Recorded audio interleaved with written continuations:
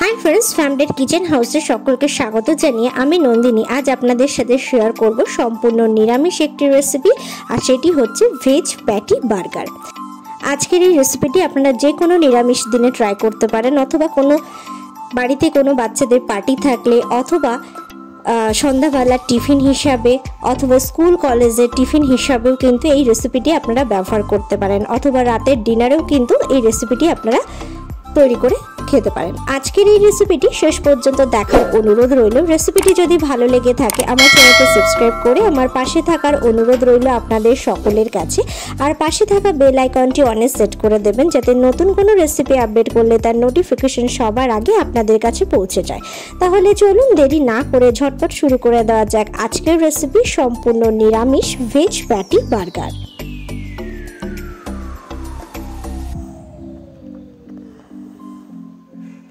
এই রেসিপিটি আমি সম্পূর্ণভাবে নিরামিষ ভাবেই তৈরি করব, কোনো রকম পেঁয়াজ রসুনের ব্যবহার কিন্তু এর মধ্যে একদমই নেই। আমি এখানে তিনটে মাঝারি সাইজের আলু বেশ ভালো করে সেদ্ধ করে নিয়েছি। আলুটাকে ভালো করে সেদ্ধ করে খোসা সমেত বাইরে রেখে দিয়েছি যাতে আলুটা বেশ ভালোভাবে শুকিয়ে ড্রাই হয়ে যায়। আলুর মধ্যে কোনো রকম জলের ভাব যেন না থাকে সেদিকে অবশ্যই খেয়াল রাখতে হবে। তারপর গ্রেটারের সাহায্যে এইভাবে সিদ্ধ করে রাখা আলুগুলোকে গ্রেট করে নিয়েছি। যখন আলুগুলোকে মাখবো যাতে আলুর মধ্যে কোনো রকম লাম্প না থাকে। তারপর চিজ আমি গ্রেটারের সাহায্যে এখানে গ্রেট করে দিচ্ছি। চিজটা আপনারা যে যেরকম খেতে পছন্দ করবেন সেই অনুসারেই ব্যবহার করবেন, এটা আপনাদের উপরই নির্ভর করবে আপনারা কতটা চিজ এতে দিতে পছন্দ করবেন। আমি মোটামুটি অল্প 1 কাপ মতো চিজ এখানে ব্যবহার করেছি, মানে গ্রেট করার পর বড় কাপে 1 কাপ, নর্মাল যে চায়ের কাপ হয় সেই কাপের 1 কাপ চিজ ব্যবহার করেছি। দিয়ে দিচ্ছি 2 চামচ কর্নফ্লাওয়ার, দিয়ে দিচ্ছি 2 চামচ বিস্কুটের গুঁড়ো, দিয়ে দিয়েছি chili flakes, black pepper powder, গোলমরিচের গুঁড়ো, গরম মশলার গুঁড়ো, ভাজা জিরের গুঁড়ো আর দিয়ে দিচ্ছি সবশেষে পরিমাণ মতো লবণ। এই সমস্ত উপকরণ দিয়ে আমি বেশ ভালো করে এই আলুটাকে মেখে নেব। আলুটা যেন ভালোভাবে সেদ্ধ হয়ে যাওয়ার পর একদম শুকনো ড্রাই হয়ে যায় সেদিকে কিন্তু অবশ্যই খেয়াল রাখতে হবে। ভালোভাবে মাখা হয়ে গেলে আমি এখানে 2 চামচ মতো ময়দা ব্যবহার করছি, কারণ বেশি আলুতে যদি মানে জলের ভাব থাকে সেক্ষেত্রে ময়দা বেশি ব্যবহার করতে হবে। যে প্যাটিটা আমি তৈরি করব সেই প্যাটিটা তৈরি করতে, তো সেক্ষেত্রে প্যাটিটা শক্ত হয়ে যাবে, তাই অল্প পরিমাণে ময়দা আমি এখানে ব্যবহার করছি 2 চামচ মতো। একটু নরম নরম ভাবেই আমি এই আলুর পুরটাকে তৈরি করে নিয়েছি। হাতে বেশ ভালো করে একটু সাদা তেল লাগিয়ে নিয়ে এইভাবে আমি প্যাটিসগুলো তৈরি করব। আপনারা আপনাদের পরিমাণ মতো আলু নিয়ে প্যাটিসটা তৈরি করতে পারেন। আমি আমার পরিমাণ মতো নিয়ে একটু গোল গোল করে চাপটা করে এইভাবে আমি প্যাটিটা তৈরি করেছি। এখানে আমি 5টা বার্গারের জন্য যে পরিমাণ আলু প্রয়োজন সেই পরিমাণে আমি আলুর পুরটা নিয়েছি। তবে আমি আপনাদের 2টো বার্গার এখানে তৈরি করে আপনাদের সাথে দেখাবো।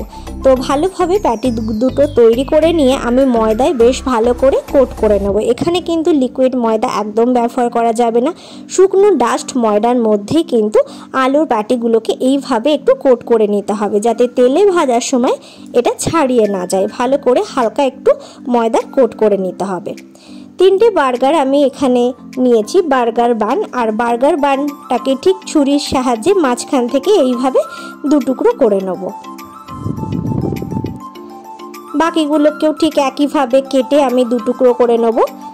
এই বানগুলো আপনারা যে কোনো গ্রসারি শপ অথবা দোকানে পেয়ে যেতে পারেন। আর সব সময় ফ্রেশ বার্গার বানি কিন্তু নেওয়ার চেষ্টা করবেন বার্গার তৈরি করার জন্য। এদিকে সাদা তেল গরম হতে বসিয়ে দিয়েছি। তেলটাকে বেশ ভালোভাবে গরম হয়ে যাওয়ার পর আমি গ্যাসের ফ্লেমটাকে মিডিয়ামে রেখে প্যাটিসটা দিয়ে দিলাম। ভালো করে আবারও ময়দার মধ্যে একটু কোট করে নিয়েছি যাতে ভাজার সময় এটা খুলে না যায় বা ফেটে না যায়। তারপর মিডিয়াম টু লো ফ্লেমে আমি এইভাবে উল্টে পাল্টে বেশ লাল লাল করে প্যাটিগুলো তৈরি করে নেব।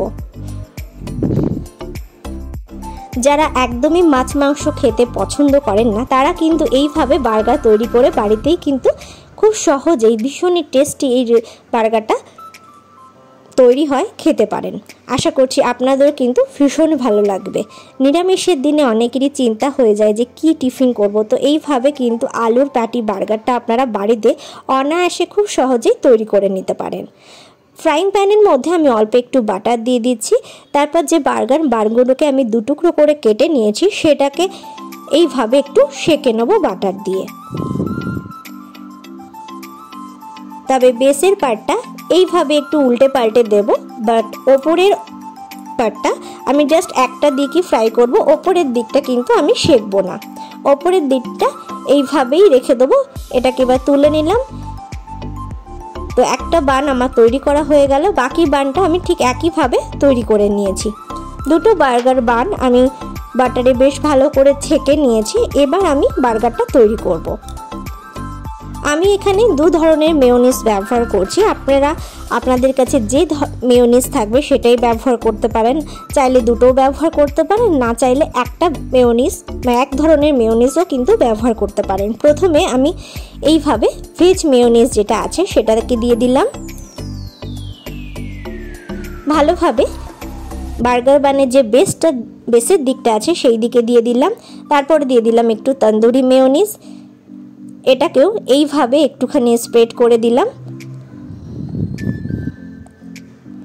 ভালো করে স্প্রেড করে দিয়ে নেওয়ার পর এর উপর আমি কিছু সবজি দিয়ে দেবো। বার্গারের যে ওপরের দিকের বানটা রয়েছে সেটার মধ্যে আমি কিছু টমেটো কেচাপ দিয়ে দিলাম। এইভাবে চামচের সাহায্যে কেচাপটাকে স্প্রেড করে দেবো।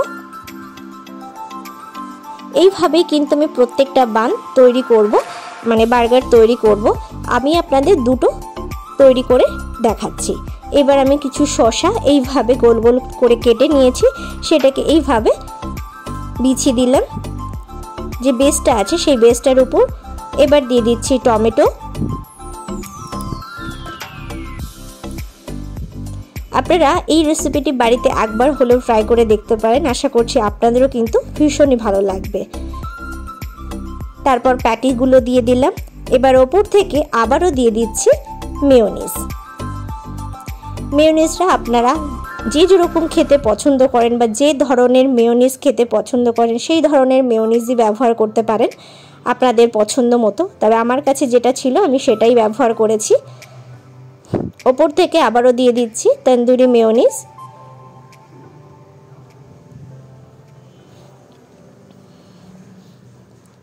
এরপর দিয়ে দিচ্ছি সামান্য একটু গোলমরিচের গুঁড়ো আর একটু বিট লবণ, অল্প পরিমাণে একটু ছড়িয়ে দিচ্ছি। তারপর ওপর থেকে বার্গার বানের ওপরের অংশটুকু এইভাবে চেপে দিচ্ছি। ভেজ প্যাটি বার্গার কিন্তু একদমই রেডি সার্ভের জন্য। আমি ওপর থেকে একটু চিজ গ্রেট করে দিয়েছি। এটা আপনাদের ইচ্ছা হলে আপনারা একটু ওভেনে বেক করেও নিতে পারেন, আবার এমনিও খেতে পারেন। আজকের এই রেসিপিটি আপনারা বাড়িতে ঠিক এইভাবে তৈরি করে দেখতে পারেন। আশা করছি আপনাদেরও ভীষণ ভালো লাগবে। রেসিপিটি বাড়িতে ট্রাই করে আমাকে কমেন্ট করে জানাতে ভুলবেন না যে আজকের রেসিপিটি আপনাদের কেমন লাগলো। রেসিপিটি যদি ভালো লেগে থাকে লাইক করবেন, শেয়ার করবেন। সকলে ভালো থাকুন, সুস্থ থাকুন এই কামনা নিয়ে এখানেই শেষ করছি। আবারও ফিরে আসবো নতুন কোনো রেসিপির ভিডিও নিয়ে। ভিডিওটি শেষ পর্যন্ত দেখার জন্য অসংখ্য ধন্যবাদ।